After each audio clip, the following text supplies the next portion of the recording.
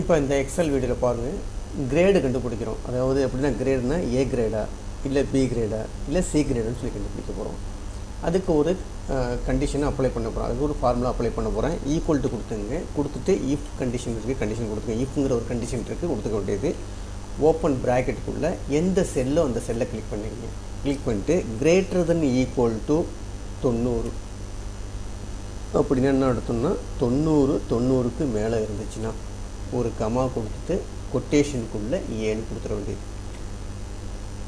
Comma இன்னொரு comma கொடுத்துட்டு அடுத்த இது முடிஞ்சிச்சு ஒரு அதாவது 90க்கு மேலே இருந்துச்சுன்னா ஏ கிரேடுன்னு எடுத்துக்கும்.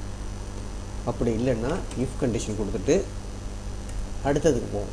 அடுத்ததில் போய் அந்த செல்லை செக் பண்ணணும். செக் பண்ணிட்டு கிரேட்டர் தென் ஈக்குவல் டு 80க்கு மேலே இருந்துச்சுன்னா, அதாவது 80க்கு மேலே இருந்துச்சுன்னா என்ன கொடுத்துருக்கேன், ஒரு கமா கொடுத்துட்டு கொட்டேஷனுக்குள்ளே பின்னு கொடுத்துருக்கேன். ஓகேங்களா? இப்போ ஃபஸ்ட்டு இதை செக் பண்ணி பார்ப்போம். 90க்கு மேலே இருந்தால் ஏ கிரேடுன்னு போட்டோம். சப்போஸ் அது இல்லைன்னா அடுத்த இஃப் கண்டிஷன் போய் பார்ப்போம். அதில் போய் என்னென்னு பார்ப்போம். 80க்கு மேலே இருந்துச்சுன்னா பின்னு சொல்லி தூக்கி போட்டோம். கமா சப்போஸ் அப்படி இல்லைன்னா, ரெண்டுமே இல்லைன்னா இந்த இடத்துல என்ன தூக்கி போட்டோம், சி கிரேடுன்னு சொல்லி போட்டோம். இப்போ எத்தனை ப்ராக்கெட் ஓப்பன் பண்ணியிருக்கோம், 1 2 ப்ராக்கெட் ஓப்பன் பண்ணியிருக்கோம். அதே மாதிரி 2 ப்ராக்கெட் போட்டு இந்த இடத்துல க்ளோஸ் பண்ணிவிடுங்க. க்ளோஸ் பண்ணிட்டு ஜஸ்ட் என்டர் தட்டினீங்கன்னா உங்களுக்கு ஆன்சர் வந்துடும்.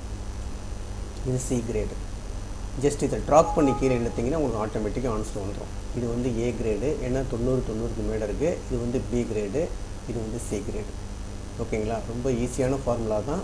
If B greater than equal to 90, B2 greater than equal to 90க்கு மேலே இருந்துச்சுன்னா ஏ கிரேடு.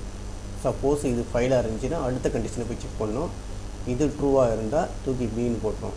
அப்போ ஏயும் ஃபால்ஸாக இருக்குது, பியும் ஃபால்ஸாக இருக்குன்னா எங்கே போய்டும், சியை தூக்கி இந்த இடத்துல போட்டோம். ஜஸ்ட் என்டர் தட்டினீங்கன்னா உங்களுக்கு ஆன்சர் வந்துடும்.